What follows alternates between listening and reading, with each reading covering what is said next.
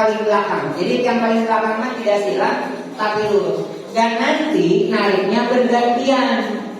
Jangan dua-duanya Pak.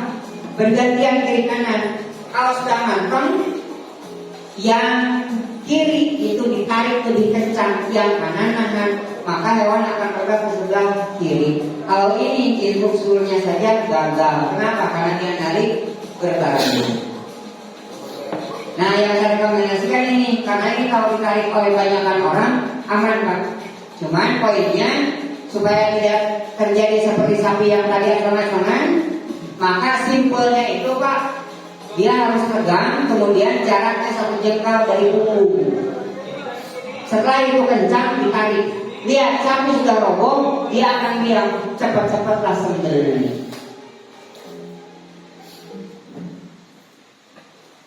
Nah kalau kambing tadi mungkin sudah diperhatikan ya, paha dalamnya diambil, kemudian ditekan di bahu, di belikatnya, kemudian dikunci di rahangnya Pak, di dagunya. Itu tenaga hewan, bukan ditanduk. Kemudian disembelih. Salam.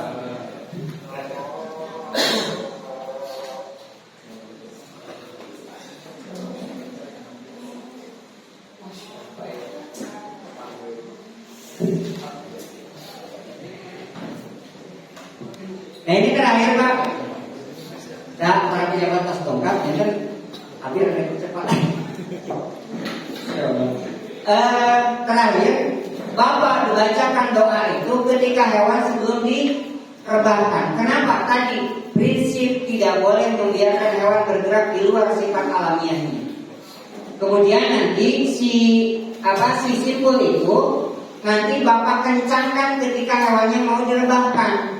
Kalau sebelum direbahkan jangan dikencangkan dulu. Nah ini simpulnya itu berada 1 jengkal dari punggung, gitu ya. 1 jengkal dari punggung, simpulnya di situ.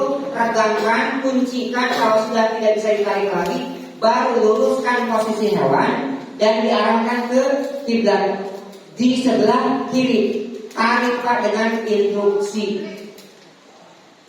Yang di depan harusnya dia mengarahkan kepala. Nah setelah itu Bapak, sapi itu ada gelambir atau tidak, suruh 1 orang tarik kulit lehernya supaya regang.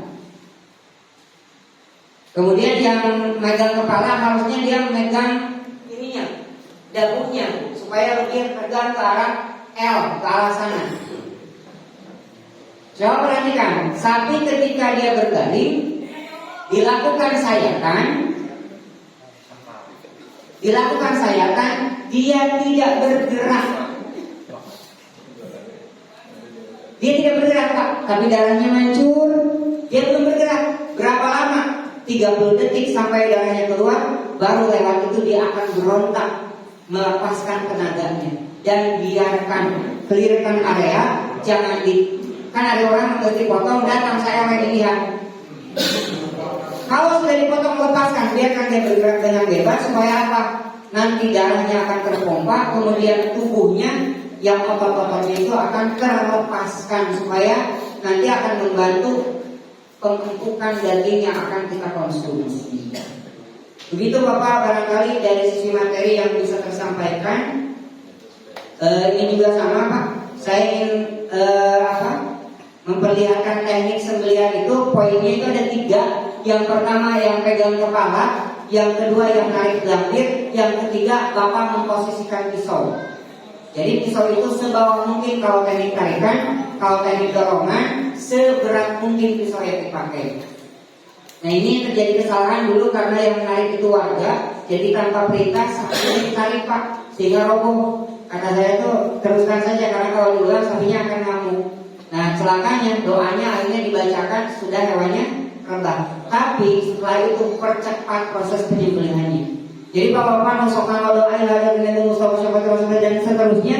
Abi memangnya rek di atas ya, yang punya pesan masing-masing. Tapi bacakan sebelum hewan direbah. Ini sapi bobot 850 dan bisa 1 kali sayang. Kalau tekniknya sesuai dengan aturan tadi yang kita sudah bahas. Begitu barangkali yang bisa tersampaikan Bapak-Bapak sekalian, dan Terima kasih Bapak Wali Kota yang sudah hadir, Pak Leon, Pak Edina. Ini 2 tahun yang lalu ketemu dan sekarang kita lagi alhamdulillah. Barangkali itu alhamdulillah, barangkali ada yang mau didiskusikan, saya kembalikan ke MC. Assalamualaikum warahmatullahi wabarakatuh. Waalaikumsalam warahmatullahi wabarakatuh. Terima kasih kita